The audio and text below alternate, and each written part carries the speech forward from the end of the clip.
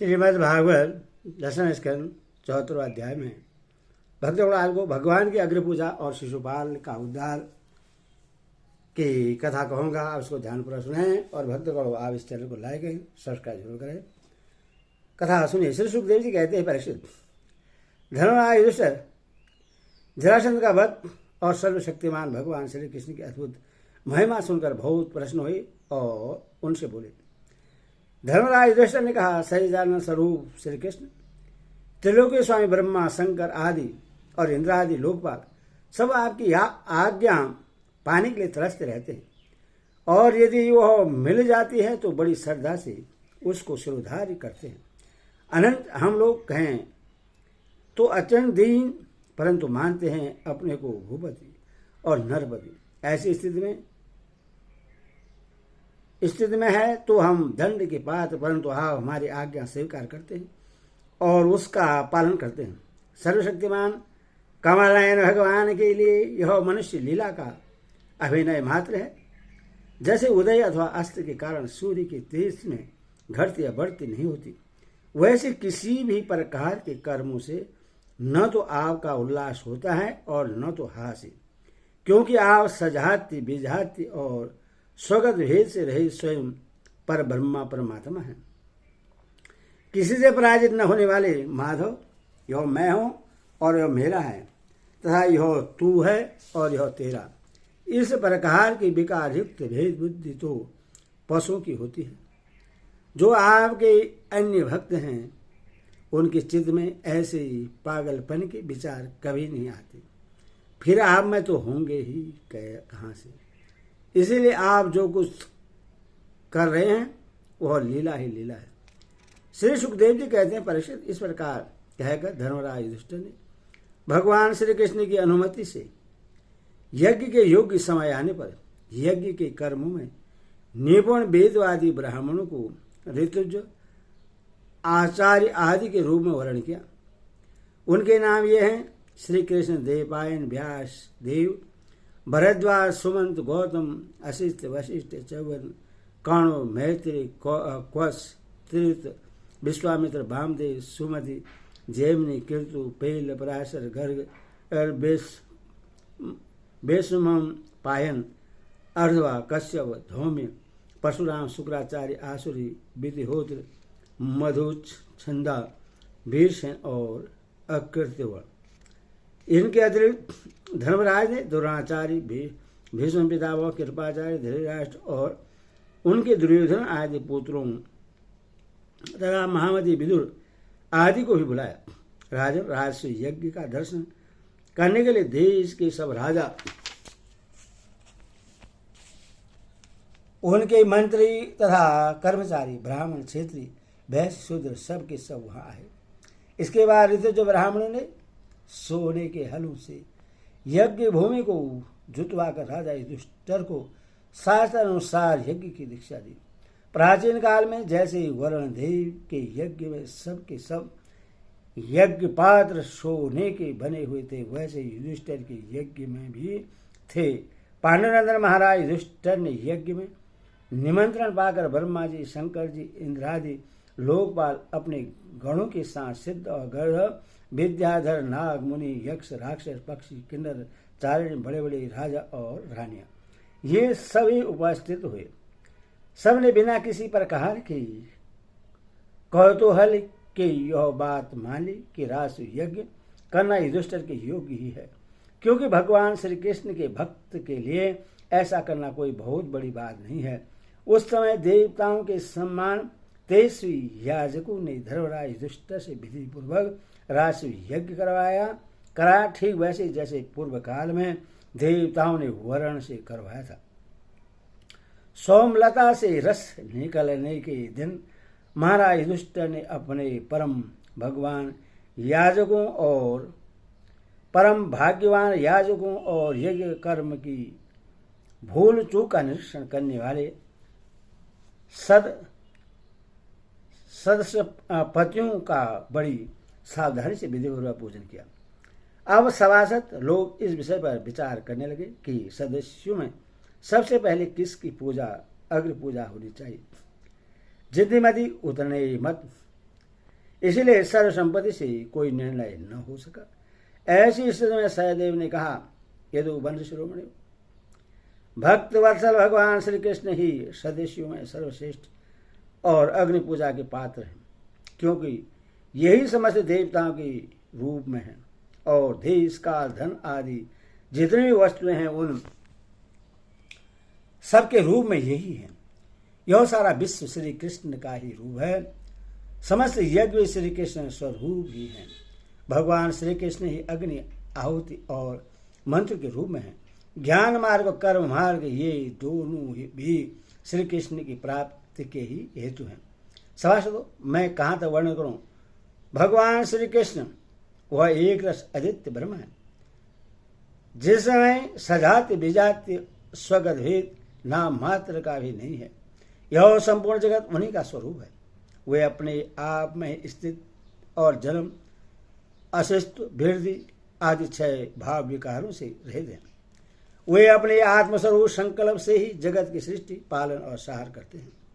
सारा जगत श्री कृष्ण के ही अनुग्रह से अनेकों प्रकार के कर्म का अनुष्ठान करता हुआ धर्म, अर्थ, काम और मोक्ष रूप पुरुषार्थों का संपादन करता है। इसीलिए सबसे महान भगवान श्री कृष्ण की ही अग्नि पूजा होनी चाहिए। इनकी पूजा करने से समस्त प्राणियों की तथा अपनी भी पूजा हो जाती है। जो अपने दान धर्म को अनंत भाव से युक्त करना चाहता हो, उससे चाहिए कि समस्त प्राणियों और पदार्थों के अनंतरात्मा, भेदभाव रहित परम शांत और परिपूर्ण भगवान श्री कृष्ण को ही दान करें। प्रसिद्ध सहदेव भगवान की महिमा और उनके प्रभाव को जानते हैं। इतना कहकर वो चुप हो गए। उस समय धर्मराज युधिष्ठिर की यज्ञ सभा में जितने शत्रु उपस्थित थे, सबने एक स्वर से बहुत ठीक कहकर सहदेव की बात का समर्थन किया। धर्मराज युधिष्ठिर ने ब्राह्मणों की यह आज्ञा सुनकर तथा सभासदों का अभिप्राय जानकर बड़े आनंद से, प्रेमोद्रेक से विहल होकर भगवान श्री कृष्ण की पूजा की। अपनी पत्नी, भाई, मंत्री और कुटुंबियों के साथ धर्मराज युधिष्ठिर ने बड़े प्रेम और आनंद से भगवान के पांव पखारे तथा उनके चरण कमलों का लोक पावन जल अपने सिर पर धारण किया। उन्होंने भगवान को पीले पीले रेशमी वस्त्र और बहुमूल्य आभूषण समर्पित किए। उस समय उनके नेत्र प्रेम और आनंद के आंसुओं से इस प्रकार भर गए कि वे भगवान को भली भांति देख भी नहीं सकते थे। यज्ञ सभा में उपस्थित सभी लोग भगवान श्री कृष्ण को इस प्रकार पूजित सत्कृत देखकर हाथ जोड़े हुए नमो नमः, जय जय इस प्रकार नारे लगाकर उन्हें नमस्कार करने लगे। उस समय आकाश से स्वयं ही पुष्प वर्षा होने लगी। परिचित अपने आसन में बैठा हुआ शिशुपाल यह सब देख सुन रहा था। भगवान श्री कृष्ण ने गुण सुनकर उसे क्रोध हो आया और वह उठकर खड़ा हो गया। वह भरी सभा में हाथ उठाकर बड़ी असहिष्णुता किंतु निर्भयता के साथ भगवान को सुना कर अत्यंत कठोर बातें कहने लगा। सभासदों, श्रुतियों का यह कहना सर्वदा सत्य है कि काल ही ईश्वर है। लाभ चेष्टा करने पर भी वो अपना काम करा ही लेता है। इसका प्रत्यक्ष प्रमाण हमने देख लिया कि यहाँ बच्चों और मूर्खों की बात से बड़े बड़े वृद्ध और ज्ञान वृद्धों की बुद्धि भी चकरा गई है। पर मैं मानता हूँ कि आप लोग अग्नि पूजा के योग्य पात्र का निर्णय करने में सर्वदा समर्थ है। इसीलिए सत्पतियों, आप लोग बालक सहदेव की यह बात ठीक न माने कि कृष्ण ही अग्नि पूजा के योग्य हैं। यहाँ बड़े बड़े तपस्वी, विद्वान, व्रतधारी, ज्ञान के द्वारा अपने समस्त पाप तापों को शांत करने वाले परम ज्ञानी, परम ऋषि, ब्रह्मनिष्ठ और परमनिष्ठ आदि उपस्थित हैं, जिनकी पूजा बड़े बड़े लोकपाल भी करते हैं। यज्ञ की भूल चूक बतलाने वाले उन सत्पतियों को छोड़कर यह कुल कलंक ग्वाला भला अग्नि पूजा का अधिकारी कैसे हो सकता है? क्या कौवा कभी यज्ञ के पुरोल्लास का अधिकारी हो सकता है? न इसका कोई वर्ण है और न तो आसन, कुल भी इसका ऊंचा नहीं है। सारे धर्मों से यह भार है। वेद और लोग मर्यादाओं का उल्लंघन करके मनमाना आचरण करता है, इसमें कोई गुण भी नहीं है। ऐसी स्थिति में यह अग्नि पूजा का पात्र कैसे हो सकता है? आप लोग जानते हैं कि राजा यथाति ने इसके वंश को सांप दे रखा है, इसीलिए सत्पुरुषों ने इस वंश का ही बहिष्कार कर दिया है। ये सब सर्वदा व्यर्थ मधुपान में आसक्त रहते हैं, फिर ये अग्नि पूजा के योग्य कैसे हो सकते हैं? इन सब ने ब्रह्म ऋषियों के द्वारा सेवित मथुरा आदि देशों का परित्याग कर दिया और ब्रह्म वर्चस्व से विरोधी वेद चर्चा रहित समुद्र में किला बनाकर रहने लगे। वहां से जब ये बाहर निकलते हैं तो डाकुओं की तरह सारी प्रजा को सताते हैं। परीक्षित, सच पूछो तो शिशुपाल का सारा सुख नष्ट हो चुका था। इसी से उसने और भी बहुत सी कड़ी कड़ी बातें भगवान श्री कृष्ण को सुनाई, परंतु यह सिंह कभी सियार की हुआ मेर पर ध्यान नहीं देता, वैसे भगवान श्री कृष्ण चुप रहे। उन्होंने उसकी बातों का कुछ भी उत्तर न दिया, परंतु सभासदों के लिए भगवान की निंदा सुनना ऐसा था। उनमें से कई अपने अपने कान बंद करके क्रोध से शिशुपाल को गाली देते हुए बाहर चले गए।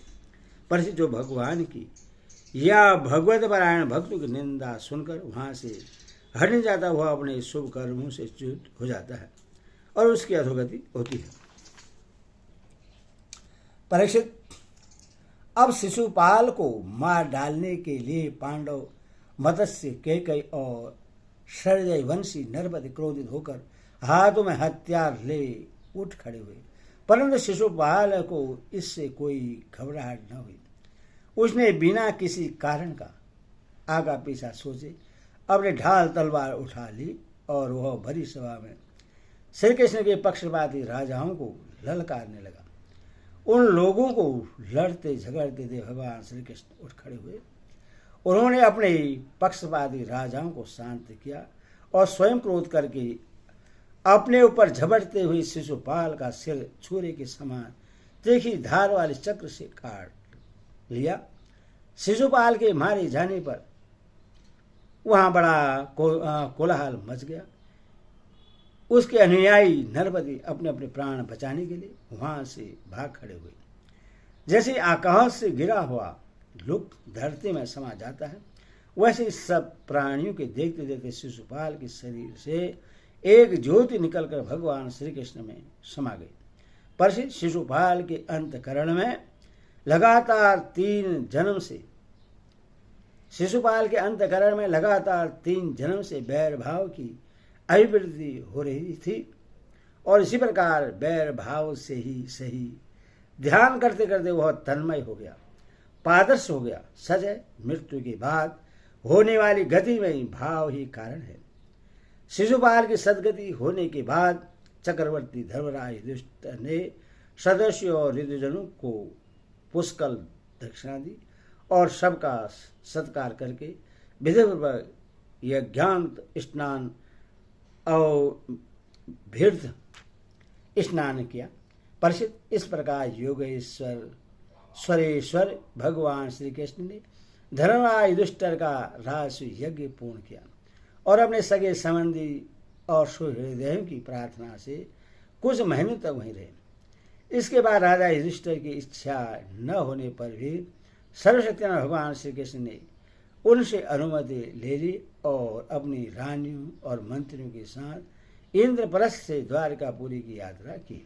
परीक्षित, मैं यह उपाख्यान तुम्हें बहुत विस्तार से 7वें स्कंद में सुना चुका हूँ कि वैकुंठवासी जय और विजय को सनकादि ऋषियों के सांप से बार बार जन्म लेना पड़ा था। महाराज युधिष्ठिर राजसूय का यज्ञान स्नान करके ब्राह्मण और क्षेत्रों की सभा में देवराज इंद्र के समान शोभायमान होने लगे। राजा युधिष्ठिर ने देवता, मनुष्य और आकाशचार्यों का यथायोग्य सत्कार किया। तब भगवान श्री कृष्ण एवं राजसूय यज्ञ की प्रशंसा करते हुए बड़े आनंद से अपने अपने लोगों को चले गए। परिचित, सब तो सुखी हुए, परंतु दुर्योधन से पांडवों की यह उज्ज्वल राजलक्ष्मी का उत्कर्ष सहन न हुआ, क्योंकि वह स्वभाव से पापी, कलह प्रेमी और कुरुकुल का नाश करने के लिए एक महान रोग था। प्रसिद्ध जो पुरुष भगवान श्री कृष्ण की इस लीला का शिशुपाल वध, जरासन वध, बंदी राजाओं की मुक्ति और यज्ञानुष्ठान का कीर्तन करेगा, वह समस्त पापों से छूट जाएगा। हरि ओम तत्सत।